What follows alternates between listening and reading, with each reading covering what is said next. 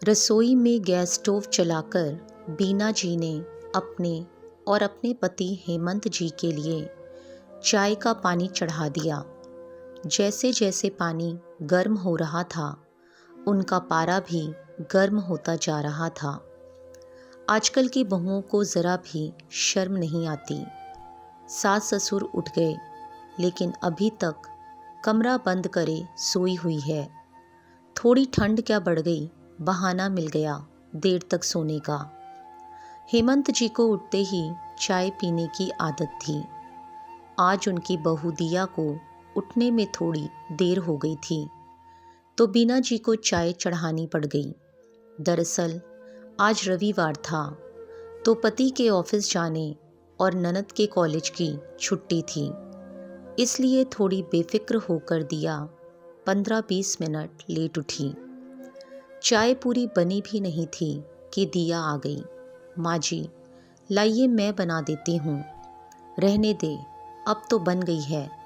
वैसे बहुओं का इतनी देर तक सोना अच्छा नहीं लगता। जाकर नहा ले, फिर नाश्ता बना लेना। बीना जी भुनभुनाते हुए चाय लेकर चली गई। दिया अपनी सास के स्वभाव से परिचित थी। कभी भी यदि उसे उठने में थोड़ी भी देर हो जाती, तो सारा दिन देर से उठने का ताना सुनना पड़ता था। ससुर जी को जल्दी नाश्ता करने की आदत थी, तो नाश्ता तो अपने रोज़ के समय पर ही तैयार होता था। इसलिए वो फटाफट नहाने चली गई। रोज़ जब वो चाय बनाती थी, तो खुद भी एक कप पी लेती थी। लेकिन जिस दिन उठने में देर हो जाती, उस दिन तो चाय भी नहीं पी पाती थी। दिया जल्दी ही तैयार होकर रसोई का मोर्चा संभाल चुकी थी। बीना जी ने आवाज़ लगाते हुए कहा, बहू, आज हलवा बना ले। रविवार को ही सब फुर्सत से कुछ खा पाते हैं। दिया का पति धीरज उठकर टीवी देखने लगा और ननद पीहू अभी तक सो रही थी।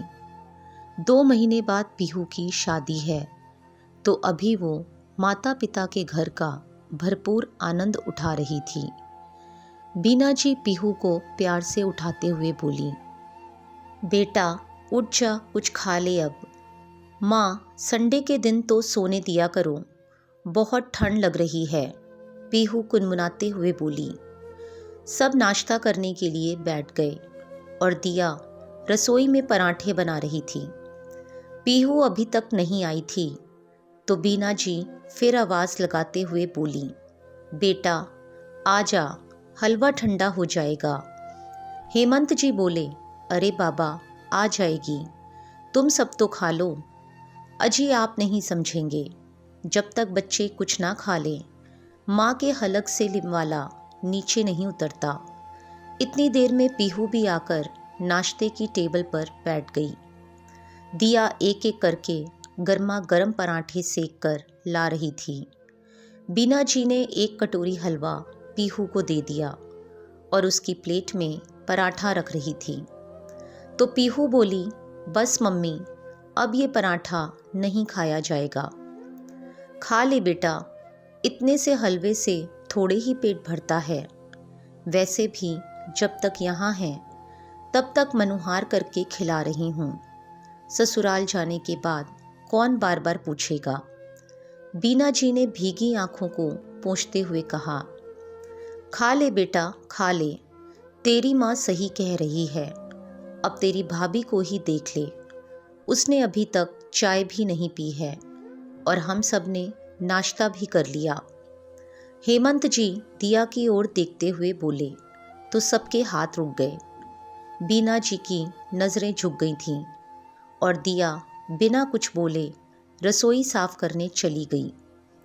अगले दिन सुबह जब दिया रसोई में चाय बनाने आई, तो देखा बीना जी चाय बना चुकी हैं।